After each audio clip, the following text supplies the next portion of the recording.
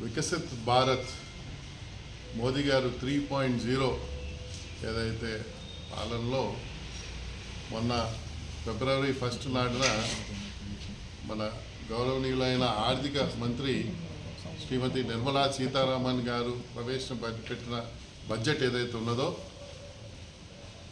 53,47,000 కోట్లతో ఈ బడ్జెట్ ప్రవేశపెట్టడం జరిగింది. అందులో ముఖ్యంగా 2 ప్రత్యేకతలు ఉండే. ఒకటి, స్వాతంత్రం వచ్చినప్పటి నుంచి తొలిసారి మన కేంద్ర బడ్జెట్ ఏదైతే ఉన్నదో ఆదివారం నాడు పార్లమెంట్ నడుస్తూ ఆ రోజు ప్రవేశపెట్టడం జరిగింది. రెండవది, ఒక మహిళగా మన గౌరవనీయులైన మన కేంద్ర ఆర్థిక మంత్రి శ్రీమతి నిర్మలా సీతారామన్ గారు వరుసగా ఇది 9వ వారు బడ్జెట్ ప్రవేశపెట్టడం జరుగుతుంది.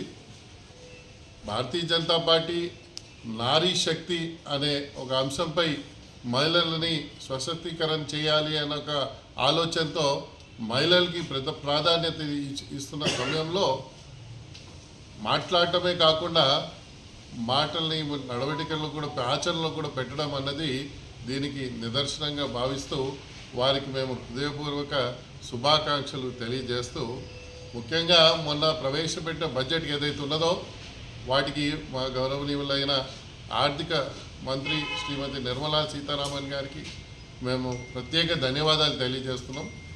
ఎందుకంటే మన భారతదేశం ఏదైతే ఉన్నదో ఈరోజు ప్రపంచ స్థాయిలో 4వ ఆర్థికంగా అతిపెద్ద దేశంగా నిలబెట్టడమే కాకుండా ఇప్పుడు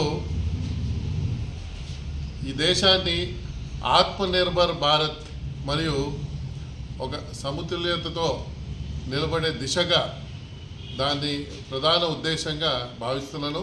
ఈ యొక్క బడ్జెట్లో యువతకి, మహిళలకి, మరీ ముఖ్యంగా ఏదైతే చిన్నతర పరిశ్రమలు ఏదైతే ఉన్నాయో వాటికి ప్రాధాన్యత ఇస్తూ పెద్ద పీట వేయడం జరిగింది.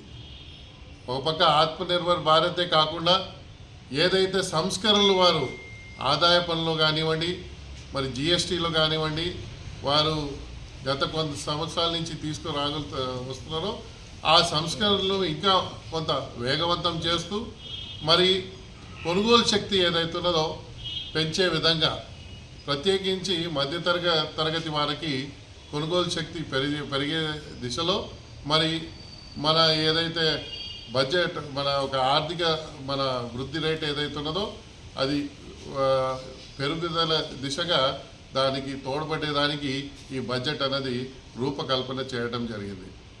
ముఖ్యంగా మనము గమనిస్తే కేంద్ర ప్రభుత్వము మన రాష్ట్ర ప్రభుత్వాలకి ఏదైతే డెవలప్మెంట్ ఏదైతే ఉన్నదో వారి యొక్క దీంట్లో 16వ ఆర్థిక ఫైనాన్స్ కమిషన్ వారి యొక్క మార్గనిర్దేశంలో 41% అంటే దాదాపు 1,45,000 కోట్లు ఏదైతే ఉన్నదో రాష్ట్రాలకి అందించడం జరిగింది. ఒక గ్రాంట్ రూపాన కేంద్ర ప్రభుత్వం రాష్ట్రాలకి వారికి అందించడం జరుగుతుంది. ఆంధ్ర రాష్ట్రానికి ప్రత్యేకించి ఈసారి ఈ బడ్జెట్లో పెద్దపీట వేయటం జరిగింది. దానికి గౌరవనీయులైన మన ప్రధానమంత్రి శ్రీ నరేంద్ర మోదీ గారికి మేము ప్రత్యేకంగా ధన్యవాదాలు తెలియజేస్తున్నాం. మౌలిక వసతుల కల్పనలో రోడ్లు కానీ, హైవేలు కానీ, రైల్వే అంశంలో కానివ్వండి, అదేవిధంగా అనేక విషయాల్లో కూడా భారతీయ జనతా పార్టీ నాయకత్వంలో ఏదైతే కేంద్ర ప్రభుత్వం ఉందో ఎన్డీఏ కూటమిలో మన రాష్ట్రానికి పెద్ద ఎత్తున వారు ఆదుకోవటం జరిగింది.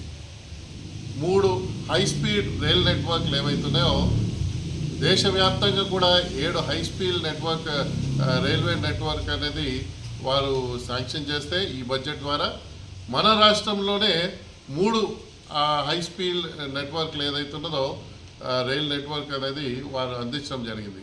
హైదరాబాద్ నుంచి అటు చెన్నైకి ఒక రైల్ నెట్వర్క్, హైదరాబాద్ నుంచి అటు బెంగళూరుకి ఒక రైల్ నెట్వర్క్ మన రాష్ట్రం మీదకి వెళ్తూ, మరి బెంగళూరు నుంచి చెన్నైకి ఒక రైల్